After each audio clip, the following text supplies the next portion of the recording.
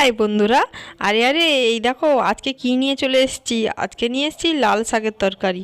এই লাল শাক খেতে কিন্তু আমার হ্যাপি লাগে, দারুণ টেস্টি লাগে। তার জন্য আজকে ভেবেছি পেঁয়াজ দেব না, কেবল নিরামিষ লাল শাকের তরকারি করব। শুধু দেবো জিরা বাটা, এই ফোড়ন, তেজপাতা। লাল শাকের সাথে অন্য কিছু সবজি দেওয়ার থেকে আলু একটু দিলে বেশি ভালো লাগে, তাই একটা আলু দিয়ে দিয়েছি। এই দেখো জিরেটা বলতে বলতে তোমাদের সঙ্গে কথা বলার মাধ্যমে আমি বেটে নিয়েছি। তারপরে নিয়েছি কাঁচা লঙ্কা। হ্যাঁ হ্যাঁ, কাঁচা লঙ্কা কিন্তু দিতে পারো, আবার শুকনো লঙ্কাও দিতে পারো, তাদের টেস্ট কিন্তু আরও দারুণ হবে। একবার করে খেয়েও কেমন লাগে দেখবে তো। এই দেখো প্রথমে কিন্তু লাল শাকটাকে হালকা ভাপিয়ে নেব।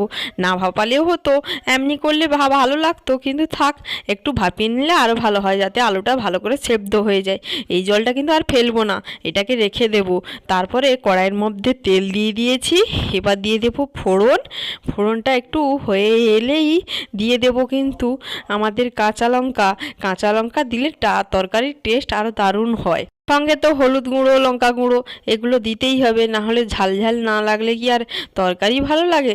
তারপরে এই দেখো তুলে দিয়েছি শাক সেদ্ধ করে রেখেছিলাম সেইটা।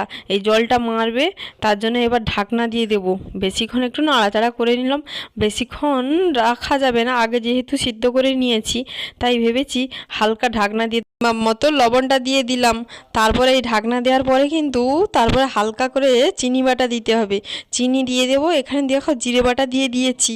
জিরে বাটাটা এই সময় না দিলে একদম শেষে দেওয়া যাবে না, তরকারিটার মধ্যে জিরেটার টেস্টটা ভালো করে ফুটে উঠবে। এই দেখো জিরে বাটা দিয়ে ভালো করে নাড়াচাড়া করে নিয়েছি। এবার হালকা একটু চিনি দেবো, যাতে মিষ্টি মিষ্টি ভাব লাগে। একটু আলাদা টেস্ট তো লাগবেই, আবার বেশি চিনি দেওয়া যাবে না, তাহলে কিন্তু টেস্ট একদম যাবে না। যারা চিনি দিতে পছন্দ করে না তারা না দিলেই পারবে। তাহলেই দেখো এইখানে ঝরঝরে বানিয়ে নিয়েছি লাল শাকের তরকারি, দারুণ খেতে হবে কিন্তু।